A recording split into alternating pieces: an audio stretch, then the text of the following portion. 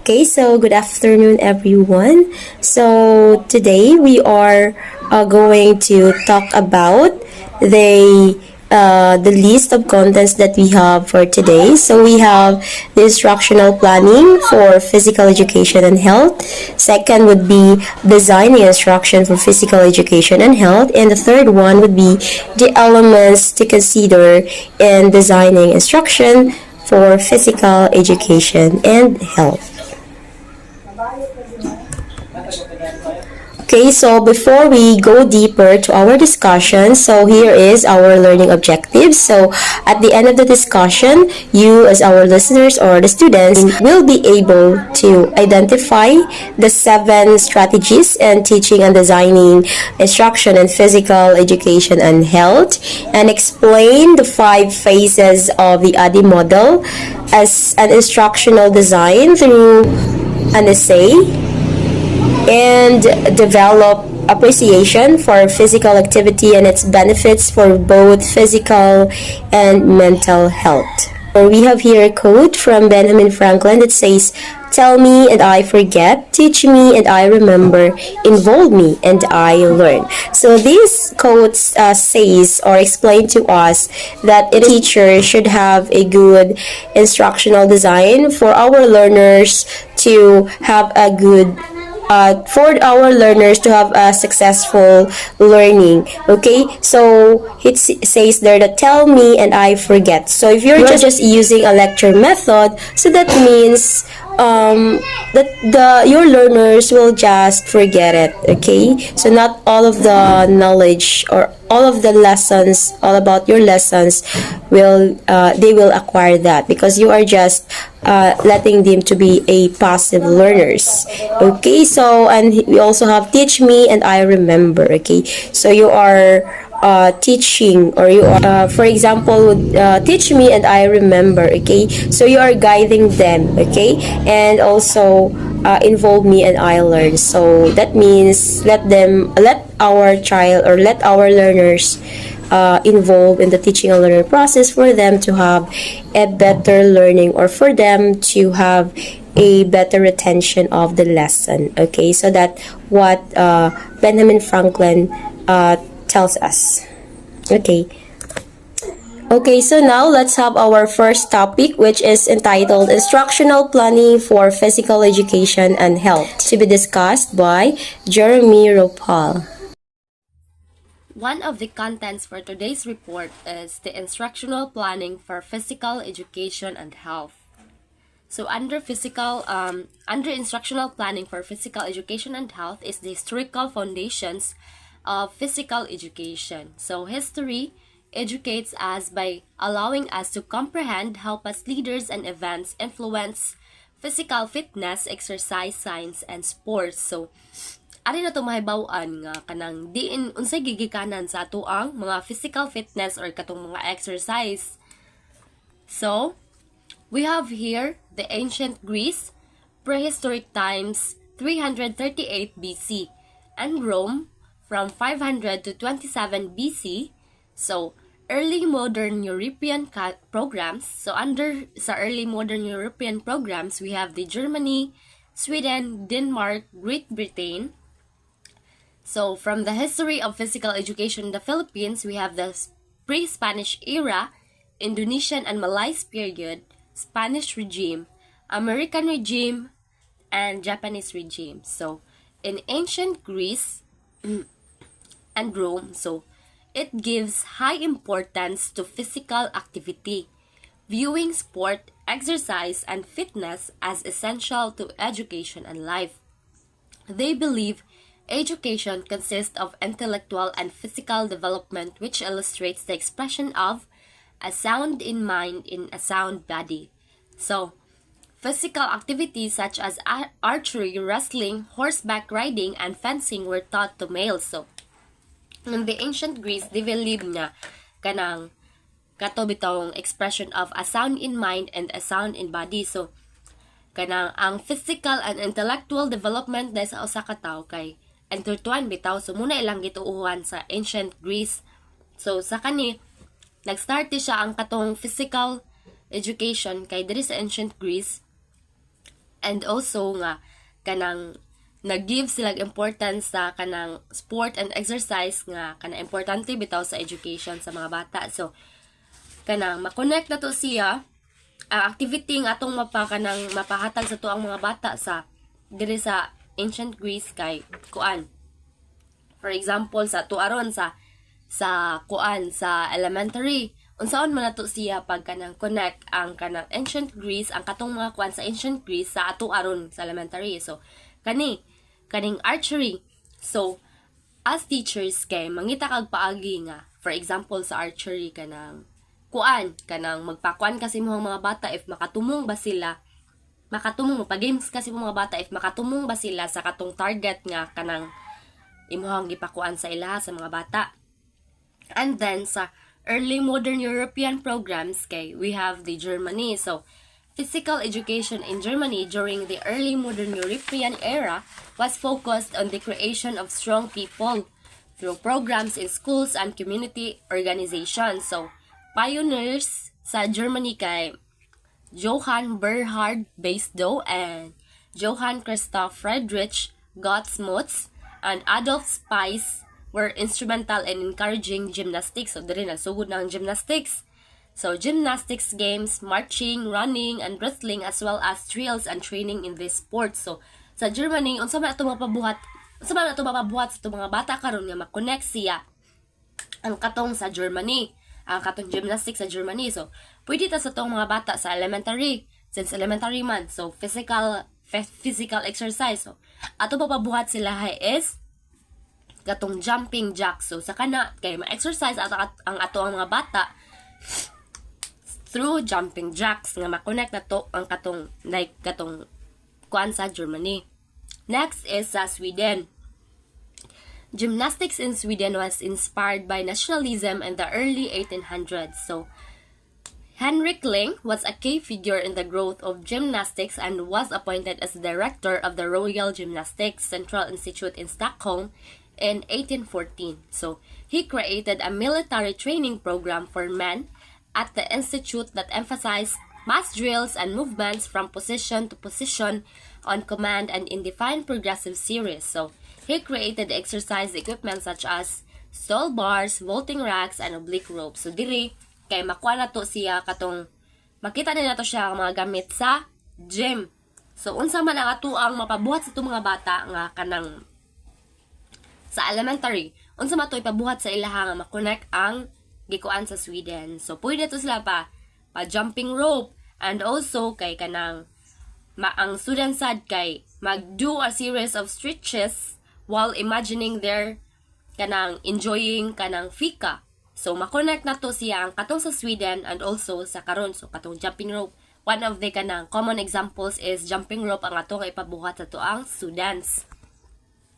Next is the Denmark. So, Danish gymnastics was also inspired by nationalism in the early 1800s. So, Frans Natschigall is known as the father of Danish physical education. So, he established the first private outdoor gymnasium in Copenhagen, which was dedicated to physical training. So,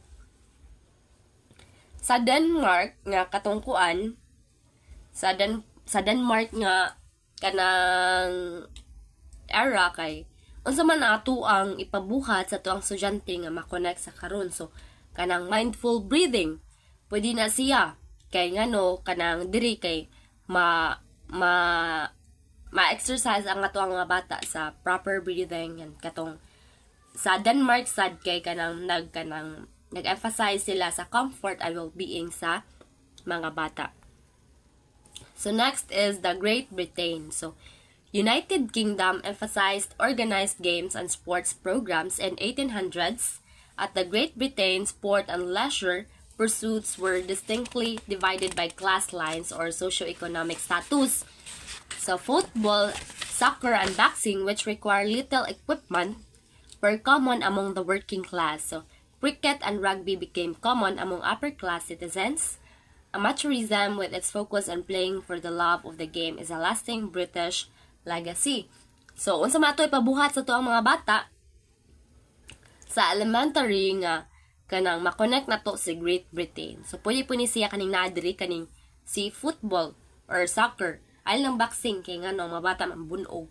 So si football pwede po nato siya nga kanang mapabuhatan sa mga bata inside or outside the classroom ba siya kay since physical education, so mapabuhatan siya outside the classroom ang football. Since common man na siya karon. So we have here the history of physical education in the Philippines. So under of it is the pre-Spanish era. So the Negritos or Aitas used bows and arrows to hunt food. They run, leap, jump, and run.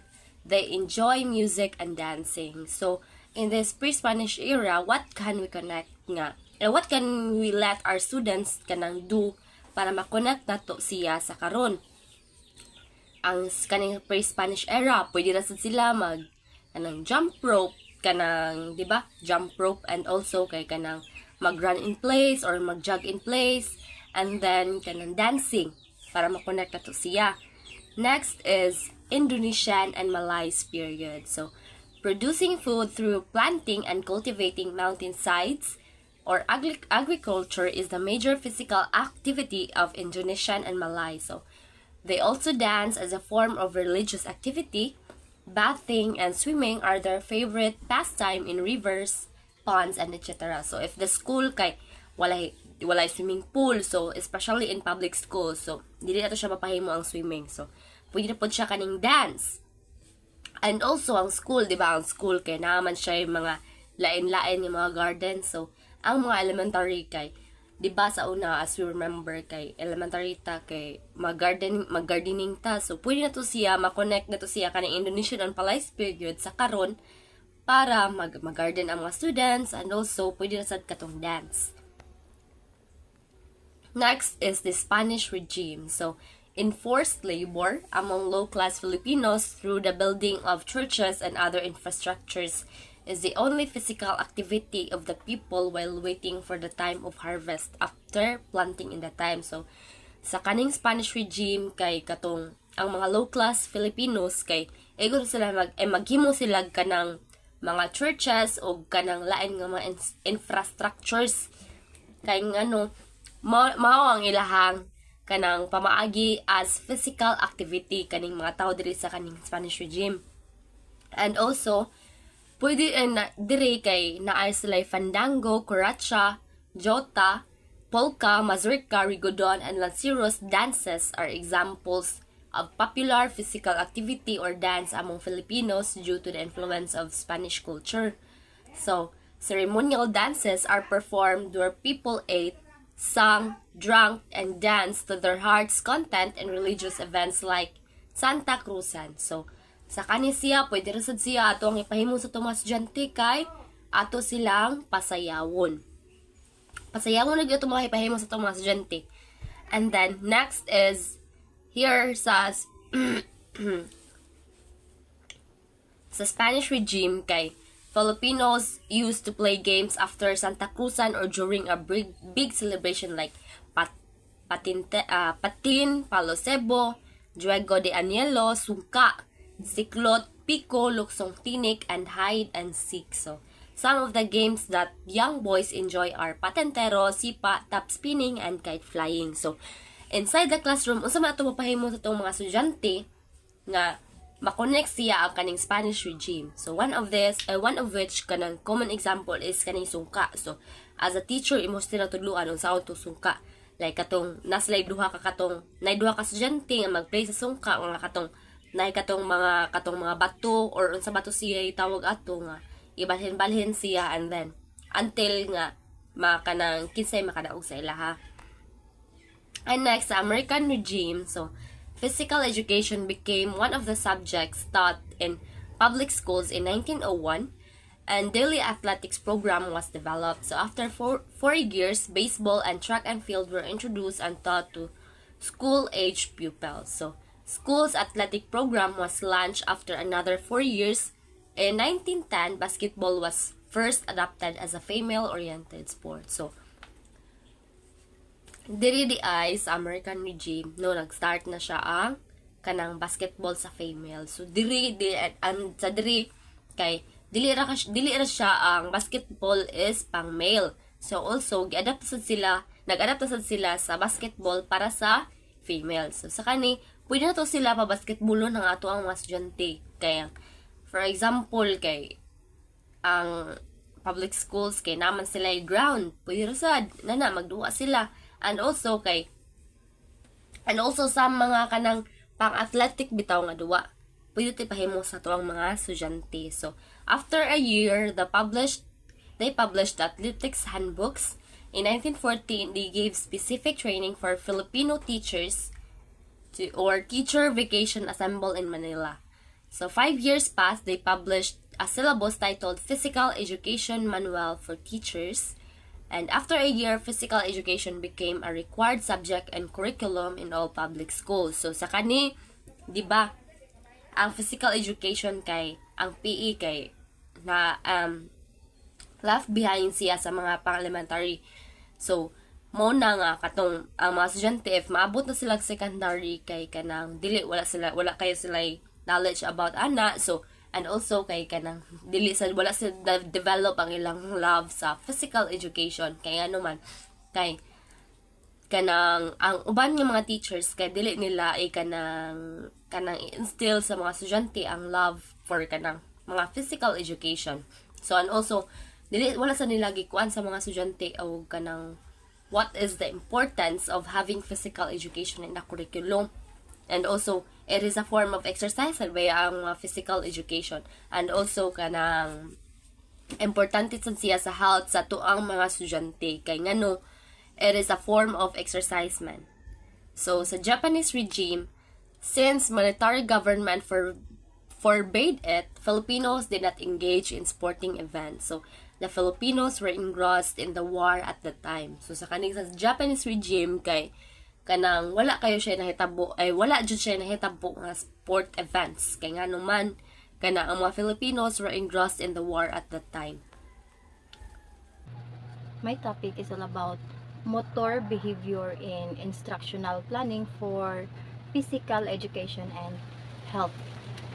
Motor behavior refers to a movement and actions of organisms controlled by our nervous system and influenced by the internal and the external factors. So there are 3 stages of the motor activity.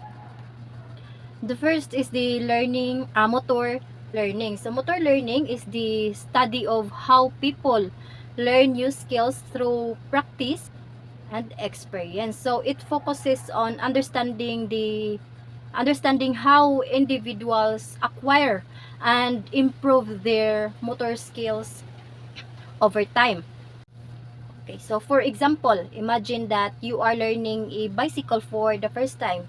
At first, you are struggling to balance and also to coordinate with your movements. However, sa sige nimo og practice and experience, you can gradually improve your skills until nga you can ride it smoothly and confidently.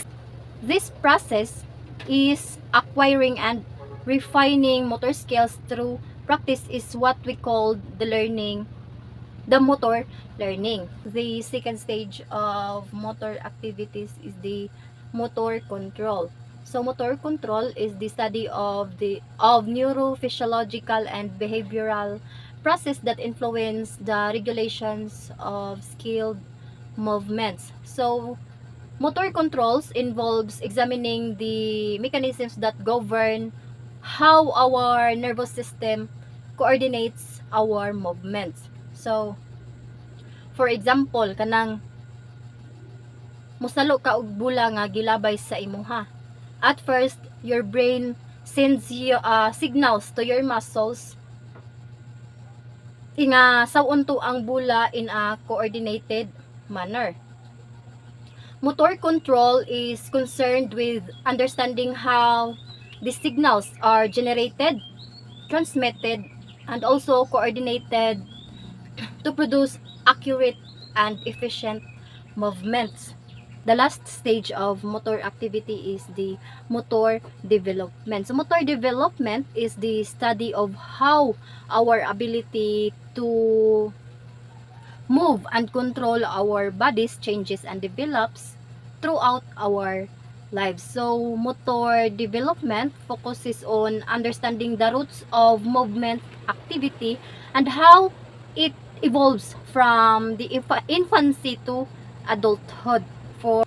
For example, in motor development, imagine a baby or learning to walk. Okay, so they start from roll over or mukaob sila, and then eventually they pull themselves up to walking or ganang mukabat-kabat sila. And as they practice and gain experience, their ability to walk becomes more refined and controlled. Ma-controlled na nila kung saan nila pag-balance kung mulakaw sila. Aside from 3 stages of motor activity, there are also 3 stages of learning by Fitz and Posner. So the first stage is the cognitive stage, or what we call the what stage. So in cognitive stage, this is the very beginning of the learning a new skills. So it is like figuring out the basics and understanding what's you're supposed to do. For example, imagine that you are learning to play tennis.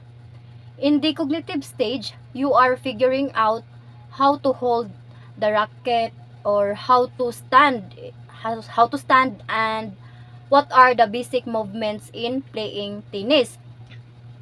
You might ask also a questions that how do I grip the racket, and or what's the right way to swing? What's the right way to swing in playing tennis? So that is the cognitive stage. The second stage of learning is the associative stage, or what we call the practice makes perfect stage.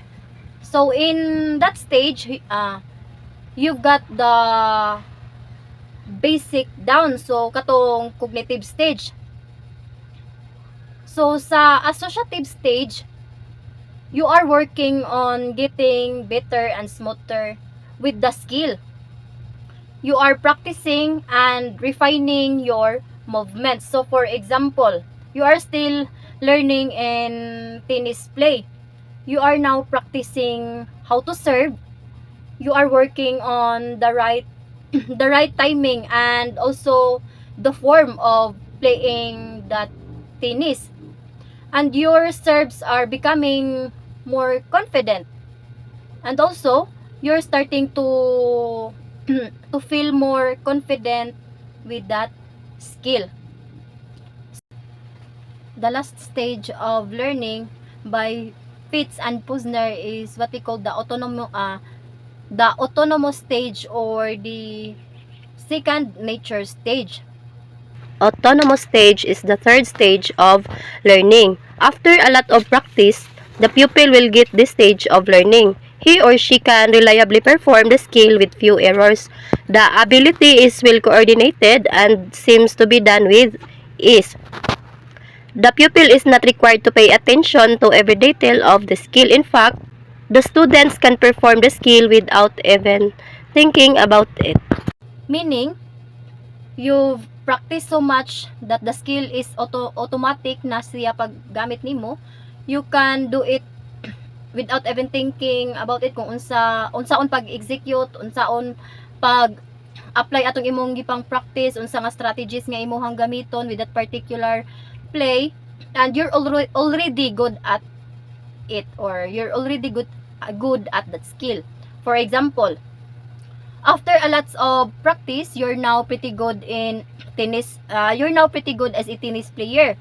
So you can serve it better, makamaon na kaon saon nimo pag kanang kuan backhands, and even volley. easy na kaayo na para sa imuha without even thinking kung unsa imuhang gamiton nga strategies para lang makadaog ka or kanang ma-achieve na nimo nga kanang goal. Historical foundation of health in instructional planning. Any combination of learning opportunities designed to foster voluntary activities conducive to health is how health education is characterized by Green and Crowther in 2005. Although health education has a long tradition reaching back to the 19th century, it was not until the 1940s that became Imagine that health education as a toolbox filled with healthy ways to help people make healthy choice. So this toolbox can be include things like classes, videos, websites, and even fun games. The key is that these tools encourage people to want to be healthy, not to force them. So sa kaninga kanang sulod sa toolbox kay gi-encourage ra ang mga people on how to live healthy, pero wala sila pugsa kung unsa kanang ilaha ba nang i-apply. So health education has been around for a long time. So naa na ni siya sa una, but it wasn't until 1940s nga nahimo siyang that it become its own special field of study. So naa na siya field of study pagka 1940s. Sa una, it was kind of mixed in other things, but in 1940s kay people started realizing nga health education needed its own focus and also expertise. Health education and health promotion is often used like synonyms in the United States. It's like saying a car and automobile. They mean pretty much the same.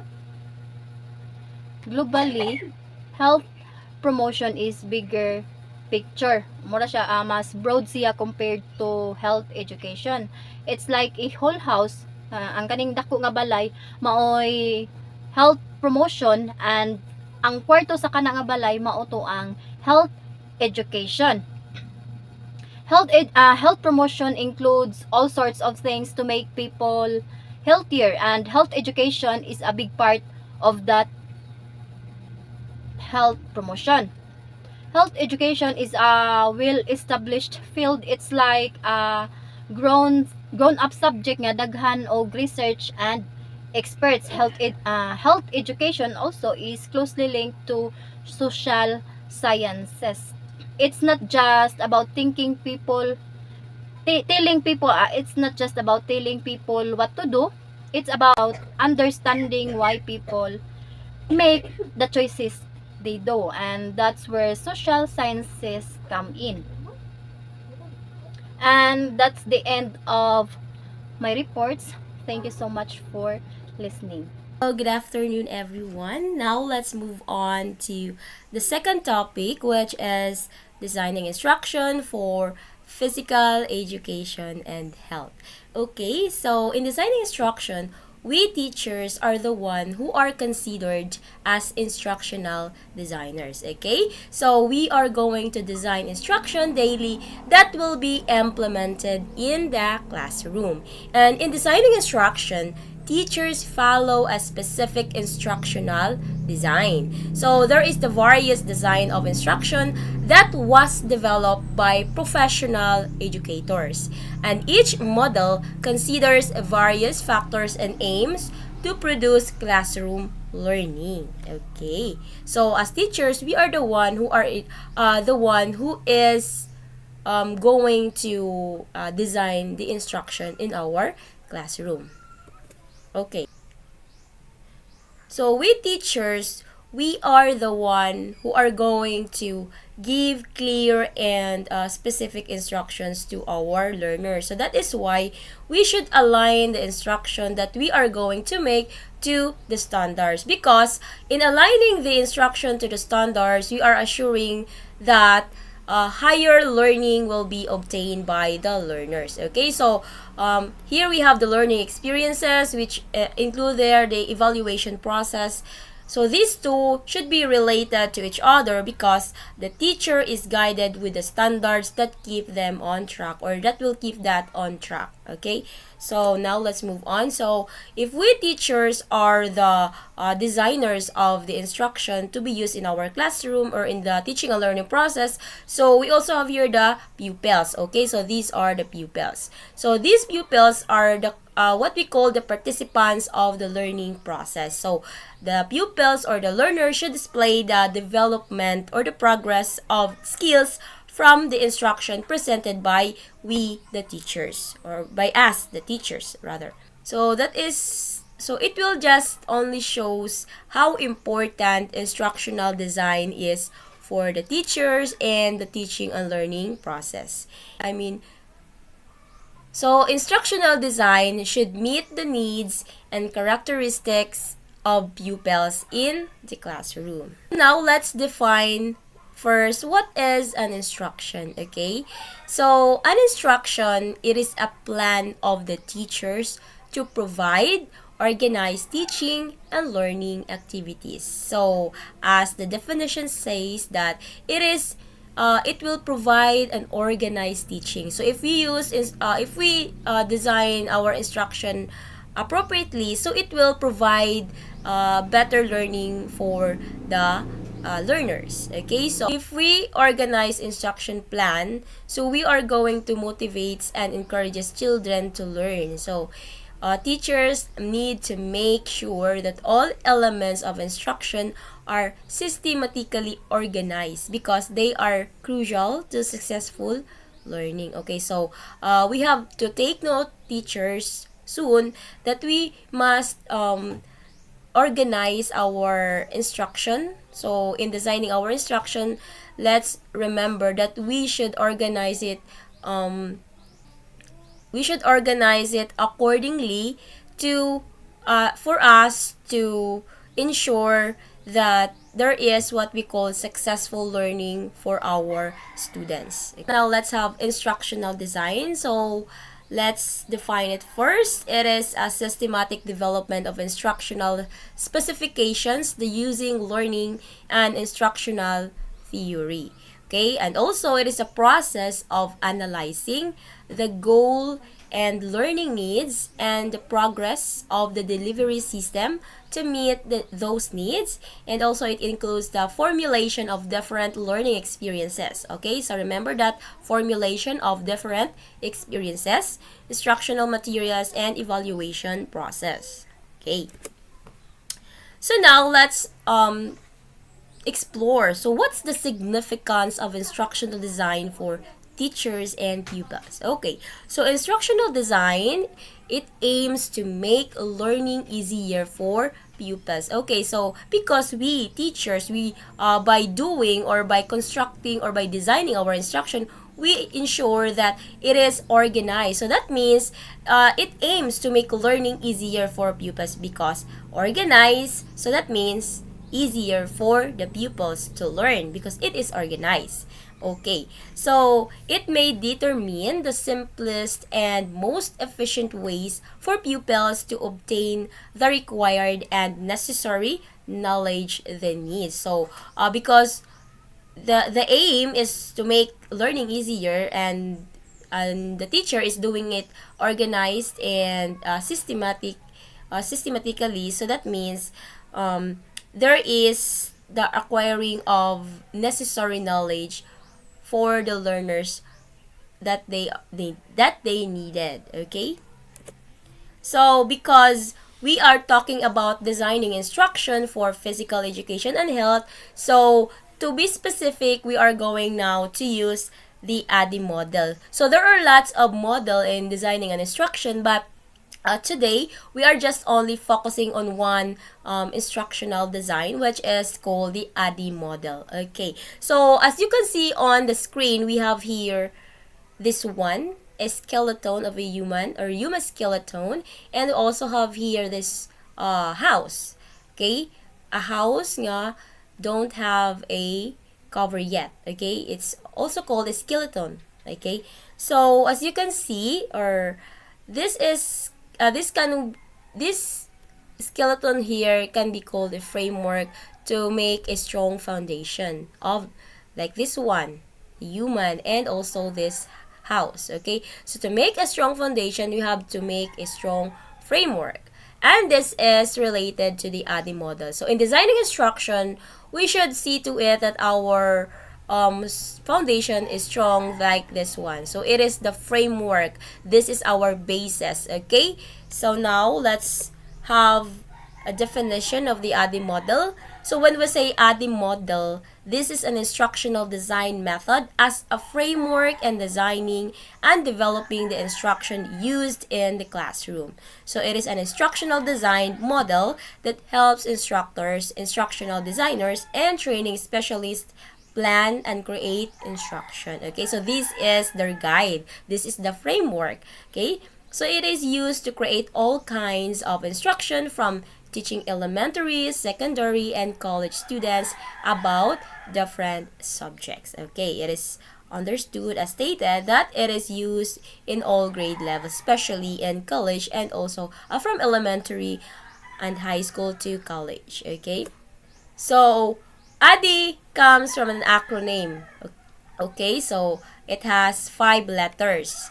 A, D, D, I, E. So when we say A, it stands for analysis, D for design, another D for development, and I for implementation, and E for evaluation. Okay, so now these 5 here are the 5 phases or stages of the ADDIE model. Okay, so these are included in the process of creating an instruction. Okay, so when you create an instruction, or when you design an instruction, so if you are using an ADDIE model, so you should follow these steps: the analysis, design, development, implementation, and evaluation. It is an organized way of doing your instruction or designing your instruction. Okay, now let's discuss first the analysis phase. Okay, so while in doing a thorough analysis before developing and implementing instruction can save a lot of time and resources. So here in analysis phase, you are observing your target students or your students. Okay, so you are doing a deep analyzation, or you are observing. Okay, so it will lead to understanding and identification of the needs of the pupils. Okay, because here in analysis phase, you are observing. So that means if you keenly observe your learners on how you will design your instruction, so you are it will only lead you, or it will lead you to understanding and identifying of their needs. Okay, because you are observing. So by observing, you will identify, you will understand the things that they need in the learning and teaching, and in the teaching and learning process. Okay, so when we say analysis, it is generally consists of 4 sub-bases. Okay, so we have here the 4 sub-bases. We have the first, instructional goals; second, instructional analysis; third, learner analysis; and the fourth one is the development of learning objectives. First, let us discuss the first one, which is instructional goals. Okay, so when we say instructional goals, it is created to respond to needs. Okay, so what are your learning goals? So that means you are responding to the needs of your learners.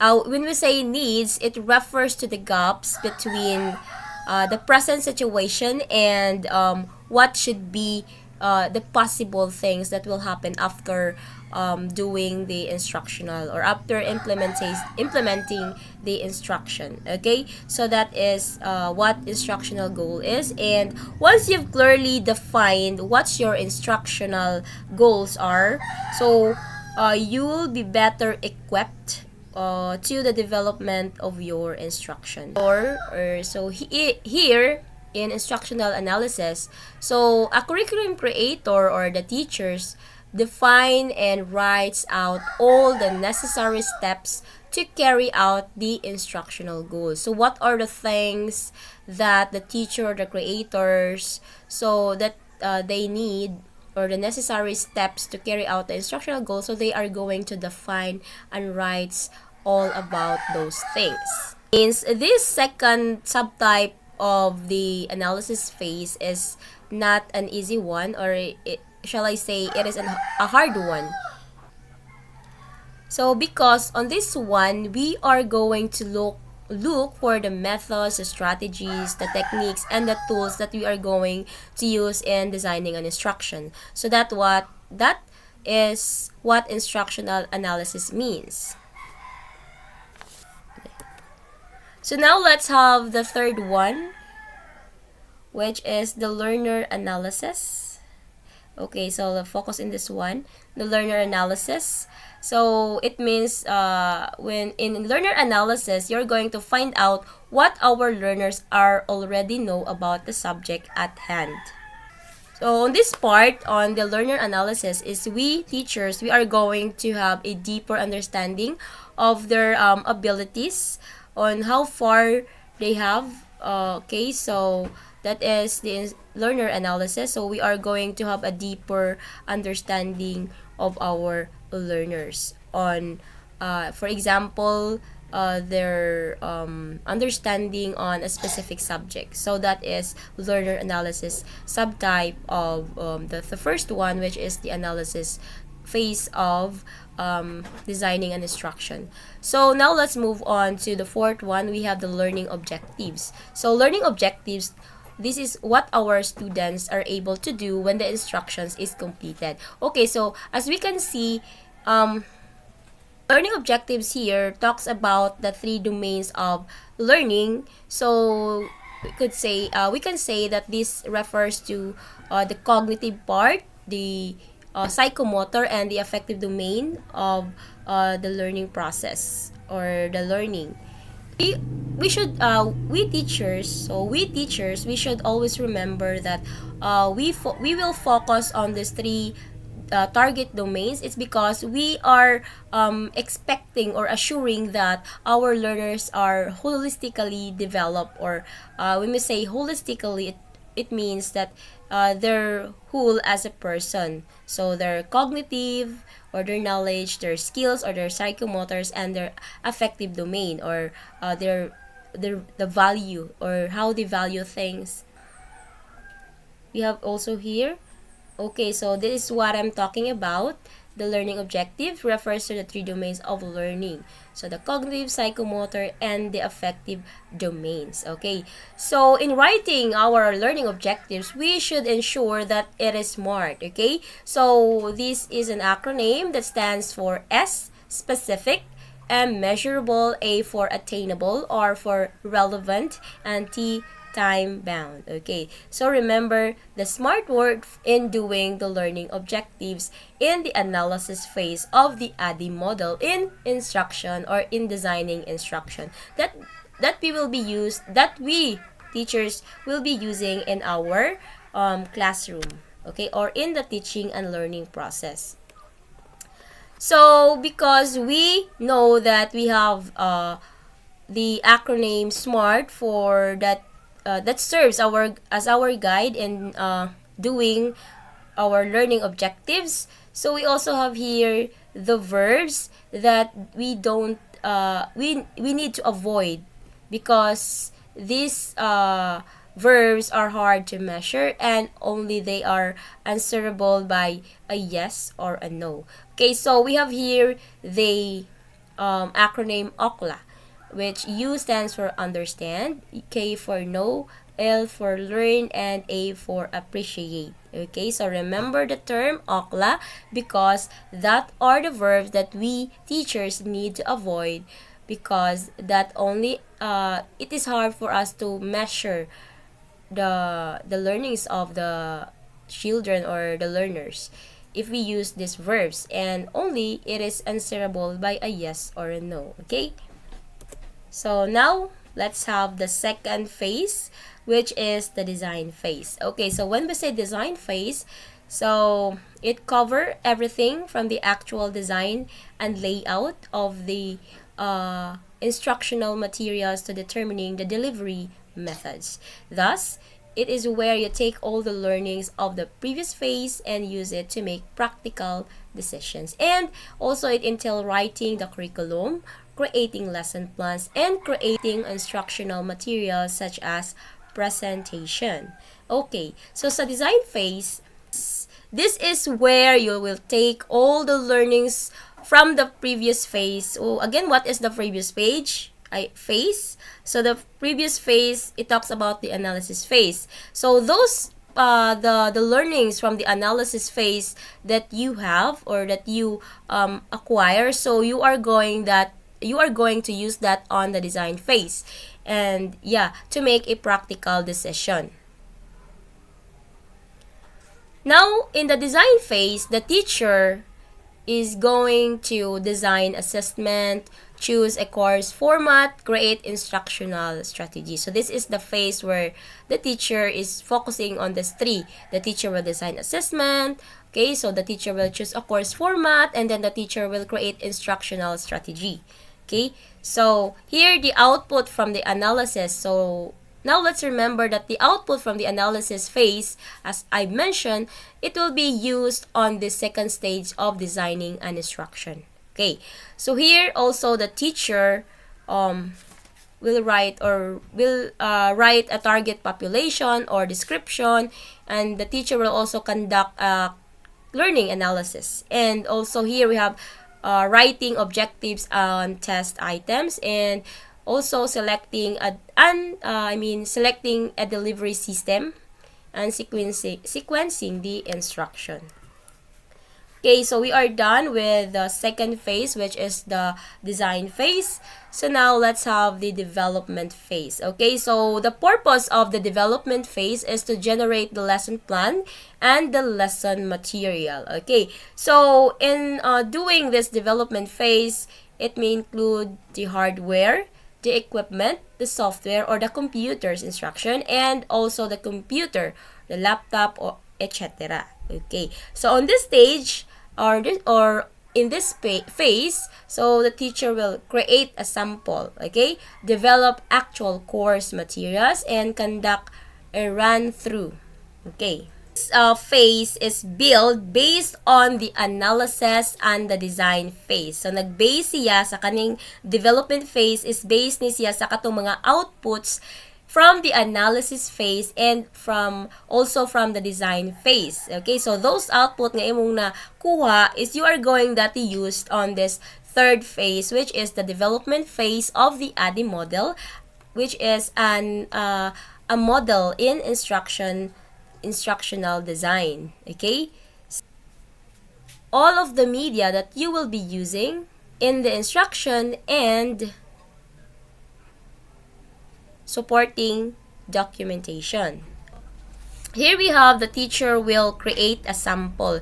So after you create a sample of plan, okay, so you are going now to dig in and develop the course material, because you are done with the creating a sample. So now it's your time to develop the actual course materials. You create a sample and develop actual course materials, it is now the right time to conduct run-through.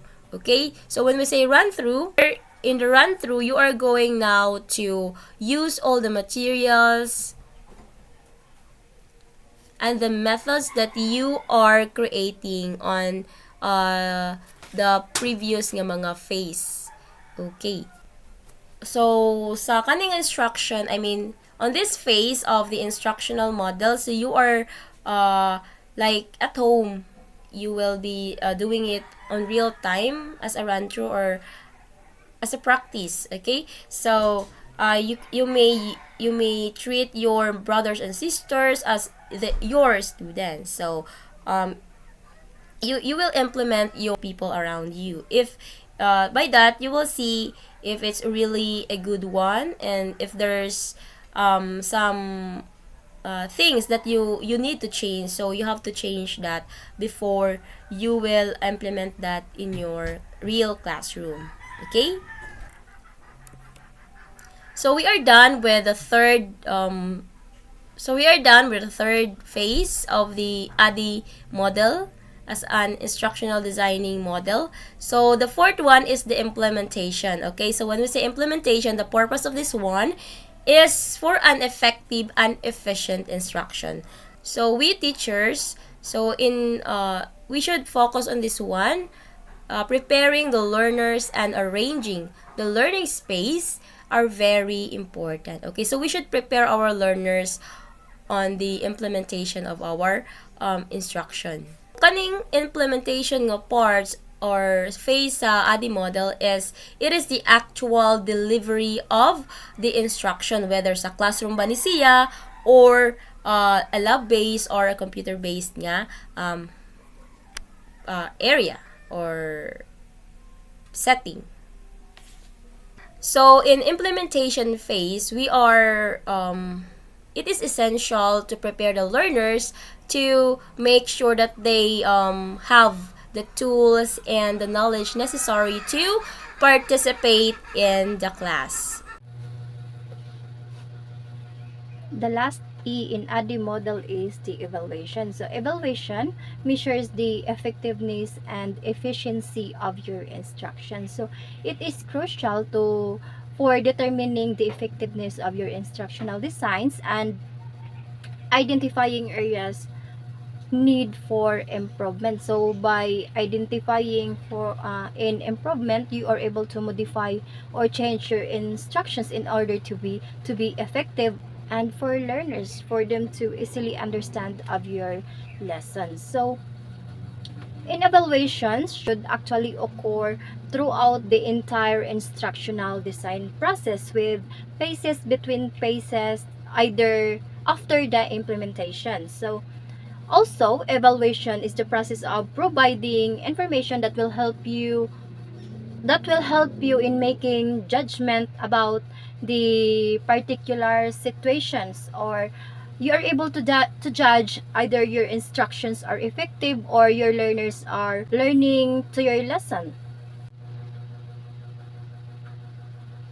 Evaluation may also be a formative evaluation and summative evaluation. So formative evaluations is meaning monitor students' learning to provide ongoing feedback that can be used by instructors. In formative assessment, teachers are trying to figure out whether a student's doing well or need help by monitoring the learning process.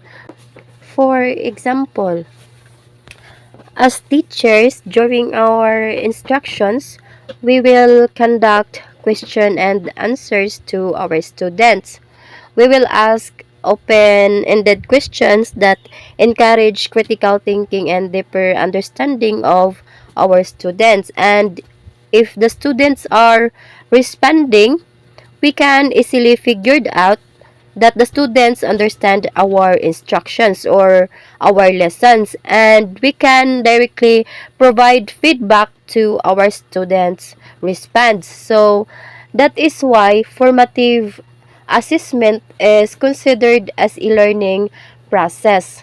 On the other hand, summative evaluation is used to evaluate students' learning at the end of your instructional unit or at the end of semester. So, summative evaluation takes place at a complete other time, meaning not during the process but after the process. So, the evaluation takes place after the course or the completion of the entire unit. So again, summative evaluation is a product, while the formative evaluation is the process. So for example,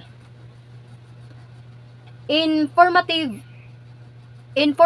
evaluation, during the instruction, the the students participate in oral recitation. That is considered as formative evaluation. Or they are answering question and answer. That is also considered as formative evaluation. So, and the summative evaluation, for example, midterm exams, the major exams, that is summative evaluation. And also end to end unit or chapter test, that is considered as summative evaluation. And also the final projects or the portfolio, that is also considered as an example of summative evaluation. And that's all for my reports. Thank you so much for listening. Elements to consider in designing instruction for physical education and health. Okay, so I have prepared here an activity. I called it Unscramble Me. Okay, so the instruction is think of the word that we need to consider to our learner before designing instruction.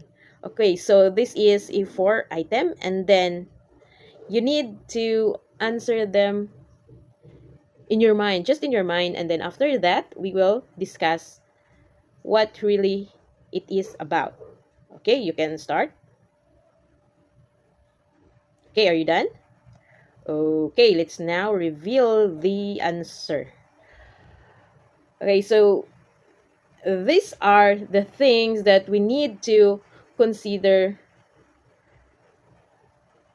about our learners. So, number one, we have the interest. So, in creating activities, we need to know what sports they likes or the movement styles those students enjoy. This will help you tailor lessons according to their passion or what they like. So for example, if a student is interested in basketball, you might design a lesson focused on dribbling skills or a team play. Number two is attitudes. So, do students feel positive, hesitant, or are they anxious about physical activity? So, you need to know what they feel. So, addressing their feelings is important for creating a welcoming environment. So, for example, if a student is hesitant about participating, you might start with mga low-impact activities or offer modifications to make them feel comfortable. Number three is the learner's abilities. Recognizing students' physical abilities and limitations is essential for designing safe and inclusive activities. So, if a student has a physical limitation, you might provide alternative exercises or modifications to ensure that everybody can participate safely and effectively. Number four is your learner's perception. So what are the students' beliefs about health, fitness, and their own bodies? So understanding this perception helps you address misconceptions and build positive attitudes. So, if you feel like if a students are not athletic, you might focus on first building their confidence through achievable goals and positive reinforcement. So, these words reminds us that teaching physical education effectively requires us not more than just knowing the content, the subject matter. It is also about understanding and responding to the unique needs and perspective of our learners. So by considering these elements, we can create a more engaging, inclusive, and successful learning experience for all. Now, let's discuss about the 7K strategies in teaching and designing instruction for physical education. In this discussion, this discussion will provide a roadmap for physical education teachers to create a more dynamic and engaging lessons. It will outline the 7 strategies that can be used to enhance the learning and make physical activity more enjoyable for students. So for number 1, we have the direct teaching strategy. So in this strategy, the teacher will demonstrate the task and provides explicit instructions. And then the students will observe and learn by following the teacher's steps. So this is the traditional approach where the teacher will just demonstrate a skill or a concept and provides clear instruction. So the learners will just observe or mimic the teacher's actions. For example, demonstrating the proper form for a jump rope technique. So the teacher will demonstrate how to jump, and then having the students practice while observing the teacher. Next is giving feedback by roaming around. So the teacher moves around the classroom, provide individuals feedback to students or groups. This allows for more personalized guidance and support. Example, observing students as they practice a new skill and offering specific feedback on their form or technique. Number 3 is the peer review. So students share their work and then provide constructive feedback to each other. So this fosters collaboration, critical thinking, and self-reflections. For example, we let our students practice a skill in pairs and then provide feedback on each other's technique and how to do that certain task. Next is the self-review.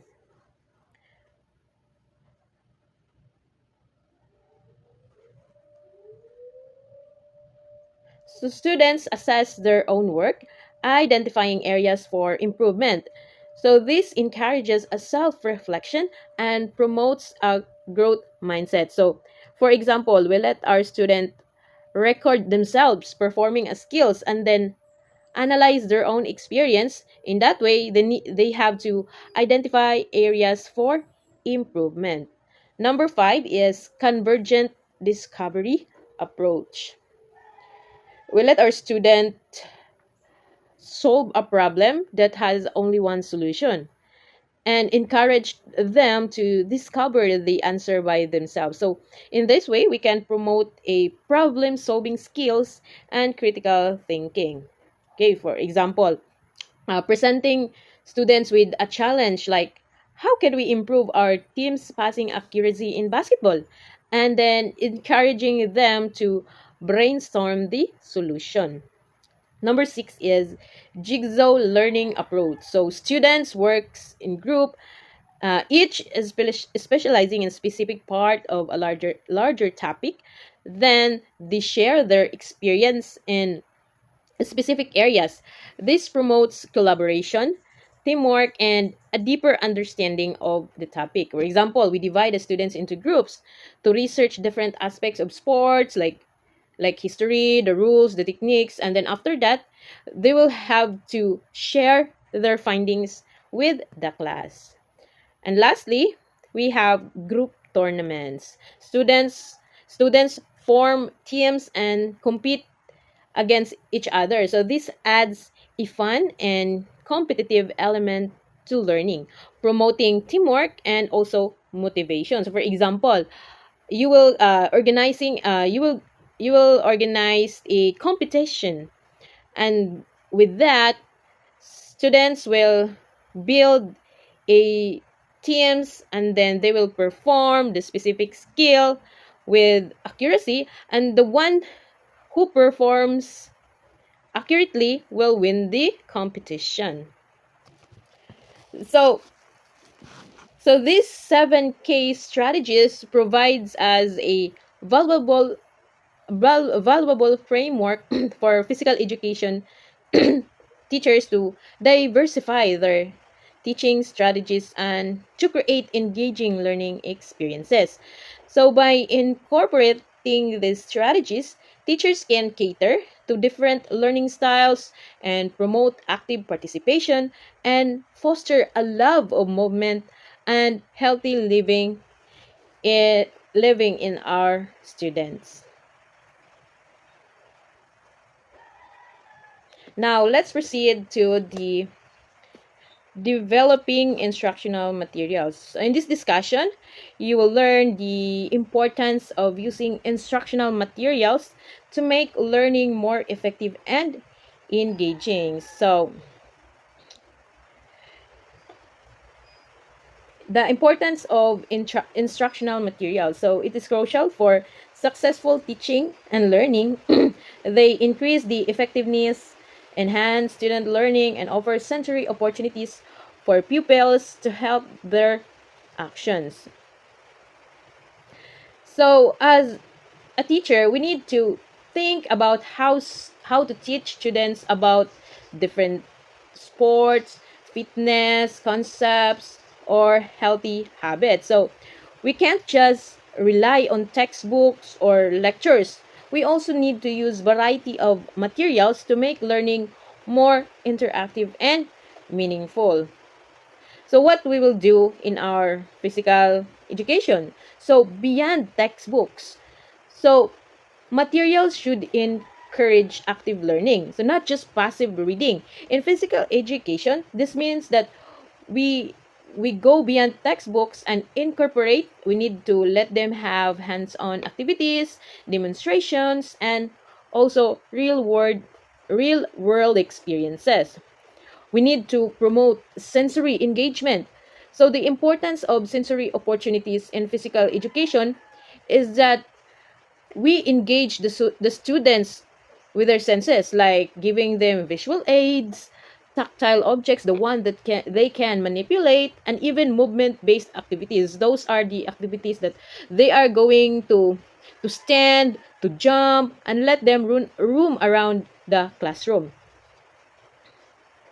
Next is we have also the map. So instead of just talking about the layout of a track field, we can use the map to show students the distances, the curves, and different areas. This helps them visualize the space and understand the physical demands of activity. Next is the model. We use models to demonstrate proper form for exercises, sports techniques, or even the workings of the human body. So for example, a model of the heart. This can help students understand how the heart pumps blood during exercise. Next is graphics. You can use graphics to illustrate concepts like healthy eating, muscle groups, or the different stages of workout. So this can make complex information more accessible and engaging. And also you can use improvise materials. Get creative. Use realias, use real world objects like basketballs, jump ropes, yoga mats, or even playground equipment to teach about physics, coordinations, and fitness. So the benefits for teachers and students in developing instructional materials is that in teacher it develops efficiency. So instructional materials can help teachers to be more efficient by providing structured lesson plans, visual aids, and assessment tools.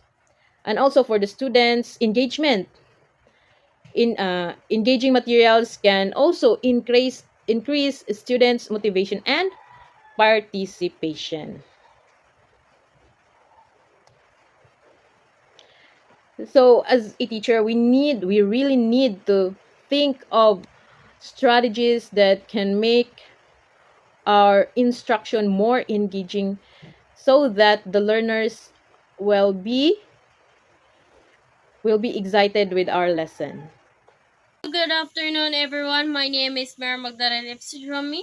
So I will discussing about the 6 techniques to use technology in physical education. So first is using speedometers. So it is the simplest way to monitor physical activity is to count steps. So the purpose of this is to monitor your steps. So for example, magpa-sprinting baka sa imong mga students para mo-monitor ilahang physical activity. So next is utilizing heart rate monitors. So the purpose of these heart rate monitors is to access an individual's heart rate during physical activity, especially in sports. And also the application of this is instructors can use these instruments to set individualized ideal heart rhythm, keeping in mind that different goals rates applies based on age and skill. So for example is before ka magpa physical activity, dapat imo sa sila i-monitor lang heart. So next is health tracking information. So using information from heart monitors and pedometers, educators can develop a strategy for improving well-being. So diri nato ma-track ilahang physical health. Gamit atong information na natong gibuhat sa speedometers o sa heart rate para diri nato ma-develop ilahang strategy para ma-improve pod ilahang well-being. So next is maximizing application. So physical educators have a multitude of resources at their disposal to assist pupils in staying active. So the application of this is application and or devices can record one activity and give users dietary recommendation, which could be a sort of adventure or challenge for them. So the purpose de niya is to utilize the various strategies to optimize the student learning engagement and overall physical activity. So next is incorporating video resources. So educators can use a variety of resources available on online video platforms. So the application of this can be used to teach fitness exercises, dance, sports, and other activities.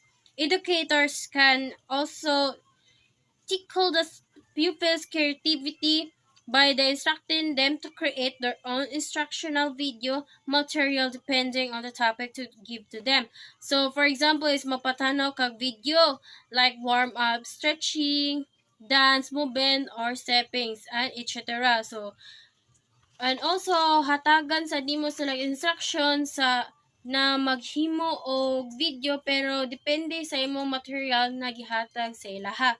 Next is including games as a strategy. So using technologies to build a more diverse and interactive classroom is a great strategy. So the application of these games and any video resources provide a stimulating experience to pupils who are challenged. Using this allows educators to create more engaging activities that will sustain the pupils' interest. So, for example, magpa-virtual fitness games baka or dance revolution baka para ma-engage ilang physical activities, no? And also ma-challenge sad ang mga pupils para ma-sustain pod ilahang mga interest sa physical activities. So next is formulating assessment. So it is a determine what pupils don't understand and can do after learning a lesson. It is considered crucial and is determine whether the learning objectives have been met. So diri na to ma-determine og unsa jud mahibaw-an sa mga students, unsa ilang nasabtan ining human sa lessons.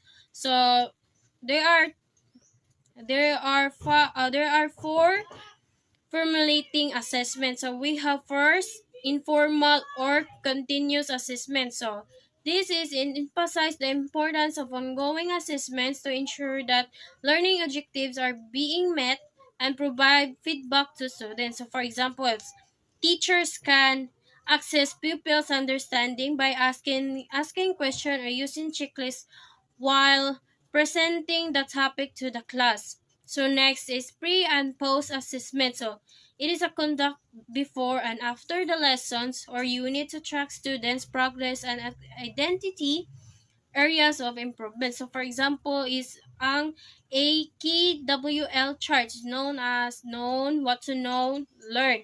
It is a common example of pre and post assessment tool, no? So next is formative assessment, designed to monitor students' learning throughout or the unit of course. So for example ani is before ka mag-discuss, no, maghatag sa kag small magpa-activity sa kanila kadiyot, no.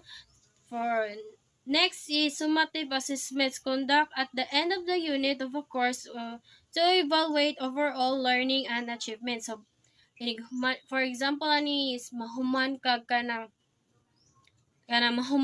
kanang discuss no sa imong mga lessons, magpa-assessment ka ni nila pa para mahibaw-an nato if kaning bata is nakasabot pa sa imong discussion.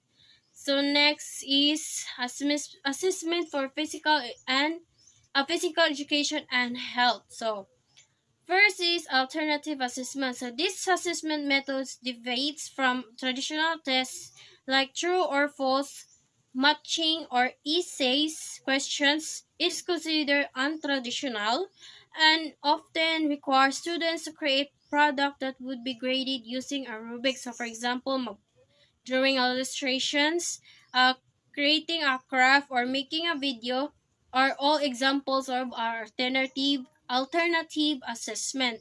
So next is authentic assessment. So this assessment is administered in real world context.